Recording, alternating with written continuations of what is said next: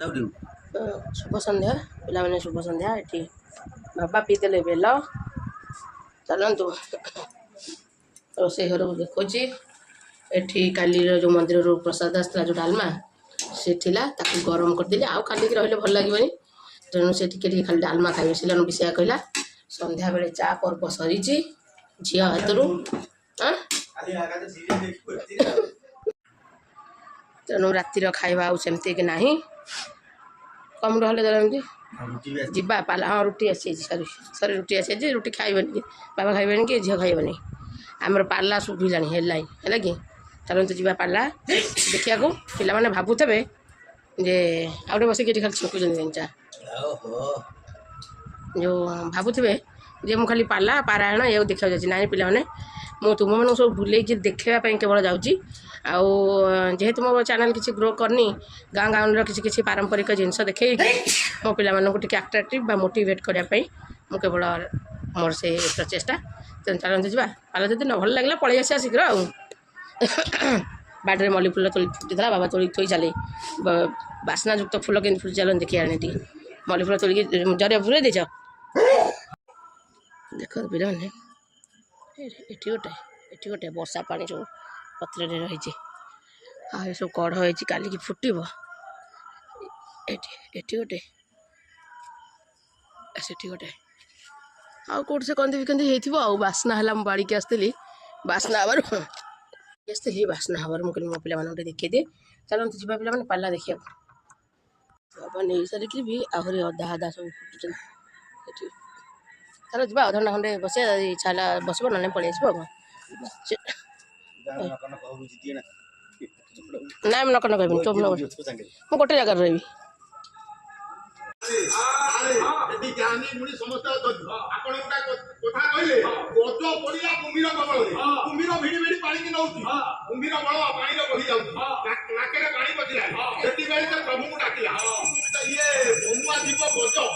केमिति जानिला जणे के प्रभु अछंती समस्त के रखिला वाला ये तो कोन रहे ये कोनुआ वस्तु आरो शिक्षा दीक्षा सेटे नाही ये केमिति जानिला ये जणे रखिला वाला अछंती से समस्त को रख गजब मेरा उद्धार प्रसंग ये गोटे मौलिक प्रश्न गजब केमिति जानिला जणे के दुनिया रखिला वाला अछंती ये कथा को शास्त्र कहिना अभिराम परमहंस गोटे कथा कहले अभिराम परमहंस कोन कहले गजब केमिति जानि पारिबो दुनिया के रखिला वाला अछंती अपन तो जानि मुनि पंडित मंडली सात दिन पंडित 9 दिन रामचरित मानस आप शुणी प्रथम दिन प्रवचन में सत्संग महात्म्य शुणी मुझे बेसी आप मन पकड़ खाली सत्संग महात्म्य शुणी अभिराम परमहंस गोटे कथा कहले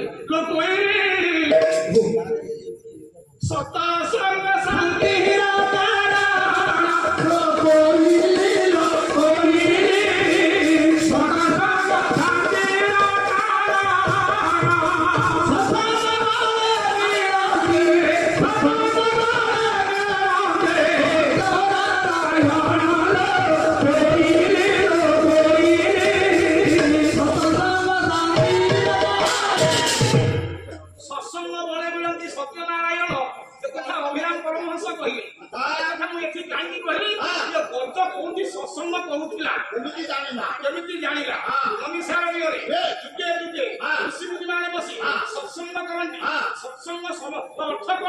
सत्ता संबंधी कथा जो आलोचना करा जाए जो ऋषि मुनि माने आलोचना करती से गोड़े पड़ी थाए जो 20 जन कि केते जन पारा शुणुंट केते तो गपुंट किए हेड़े बस किए बाध्य बस तथापि तार मूल्य क्या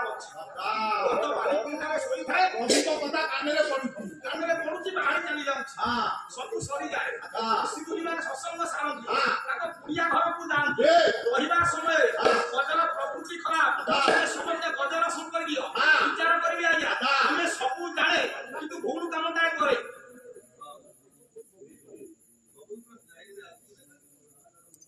फिंगी दिए नदी की फिंगी दिए आज्ञा ऋषि मुनि मान देखती क्योंकि हे नारायण रक्षा करो हे नारायण रक्षा करो हे नारायण रक्षा यही कथा गजटा करे पड़ू खाई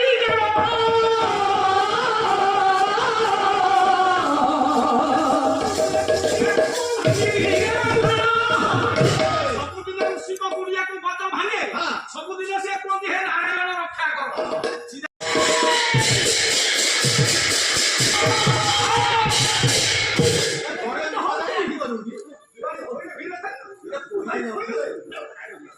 विचार करी आई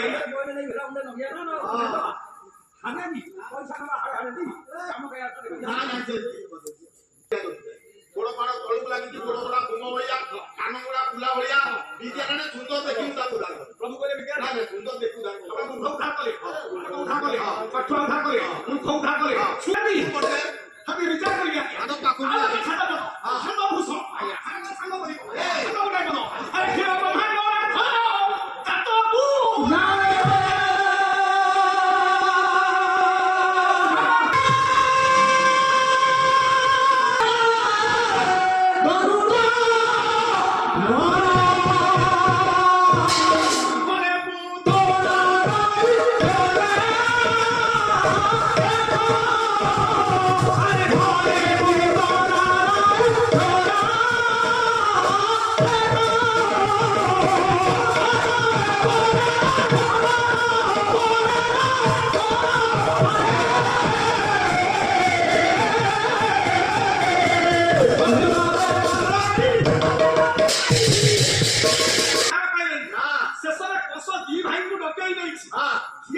मथुरा हाथ कृष्ण बलराम ठिया चारिपटे पंडित दर्शक मैंने प्रभु रूप को देखुं दिव्य रूप को दर्शन कर मथुरा कटक बासी आ गोटे पंडित आसला ये छंदपद विचार कर मथुरा कटक बाध बस साक्ष लक्ष प्रत्यक्ष प्रमाण आज्ञा प्रभु दिव्य रूप मथुरा हाथ मथुरावासी मैंने दर्शन कर प्रभु दिव्य रूपटा गोटे गोटे छंदपद आज्ञा कौन से पद सकल मंडली अरे कोटिए सारदा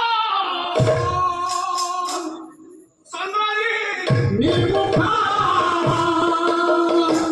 उधियावा आविया बाधा मथुरा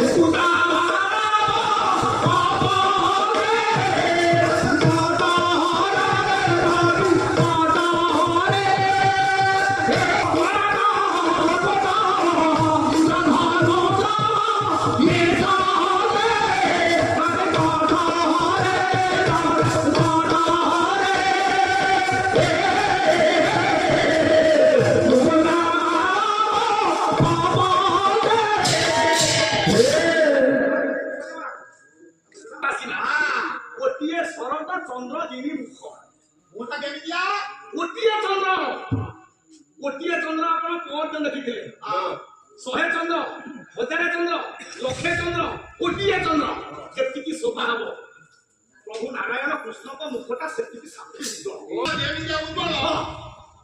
धड़ा प्रभु मुहटा होमिया धड़ा देहटा अभिनव अभिनव नुआ मेघ भली कला हूँ प्रभुकर दिव्य शरीर मता प्रभुकर मुहटा धड़ा देहटा नुआ मेघ भली कला अरे देहटा नुआ मेघ भली कला अच्छा मेघ आसे तो बिजुली मारे प्रभु जदि नुआ मेघ भली कला है बिजुली किए ठिया है जदि मथुरा हाथ रे पंडित संदुक्ता माटे कांचा छोटिया रे किया लुकाडो कि जो चक्की बिजुली मारे मेघ दिया रे कला मेघ होची प्रभुकर देहटा प्रभुकर देहटा होची कला अच्छा ये हळदिया लुकान हो ये होची अरे कला मेघ आसिले तो भोग माने उड़ी जाती कंठरे मुकुटा माला भोग प्रभुक कंठरे उठे मुक्तार माला पिंदी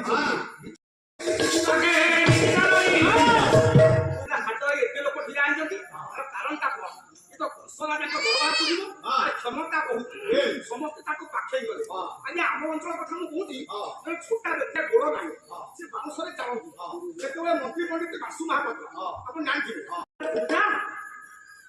मंद हस हसी देगा बोले पूजा तो ना कहा कहा तो बुझा तू कहा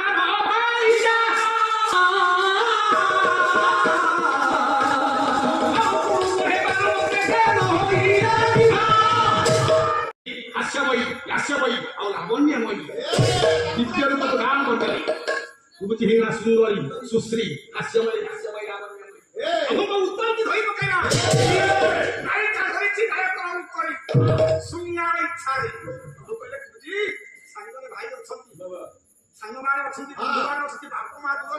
ଗୋପପୁର ଆସିଲାନି ଅଛନ୍ତି। ତୁମେ ଯାହା ଚାହୁଁଛ ମୁଁ ତାହା ଜାଣିଛି। ଅପେକ୍ଷା କର, ଏମିତି ଗୋଟେ ଦିନ ଆସିବ ତୁମ ଘରେ ମୁଁ ଅତିଥି ହେବି।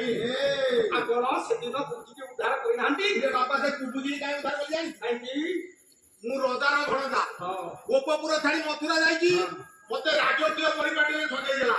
ଯୋଉ ଚନ୍ଦନରେ କଂସରାଜା ବେଶ ହଉଛି ଅତି ମୂଲ୍ୟବାନ ଚନ୍ଦନ, ସେ ଚନ୍ଦନରେ ମତେ ବେଶ କରିଦେଲା। ମୁଁ ତାକୁ ଖୁସି ଯେ ଉଦ୍ଧାର କରିଦେଲା।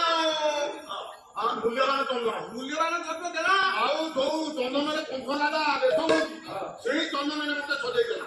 ମୁଁ ରଜାର ଭଣଜା ଗୋପପୁର ଯାଇଛି, ମତେ ଯେମିତି ସଜେଇ ଦେଲା।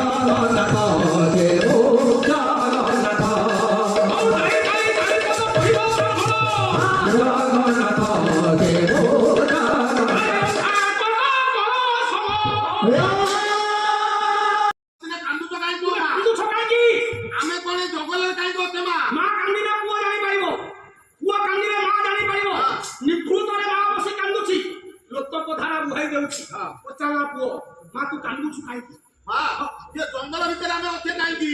ମୋର ବାପା କାହାନ୍ତି? ତୁ ସବୁଦିନ ଏମିତି କାନ୍ଦୁଛୁ କାହିଁ ମତେ କହ, ନହେଲେ ମୁଁ କାନ୍ଦିବି। ମୋ ବଂଶର କଳଙ୍କମୟ ଇତିହାସ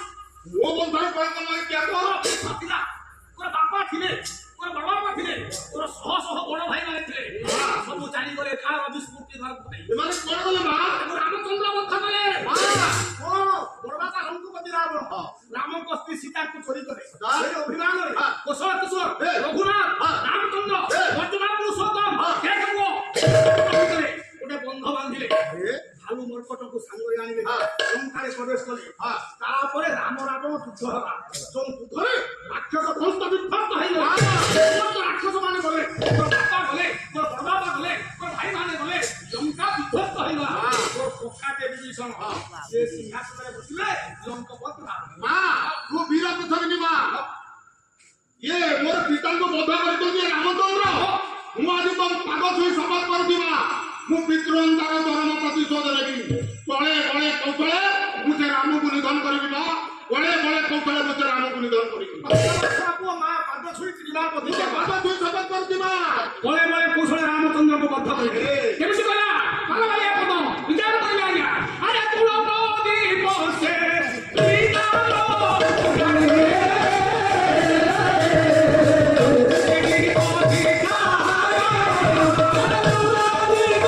Yeah.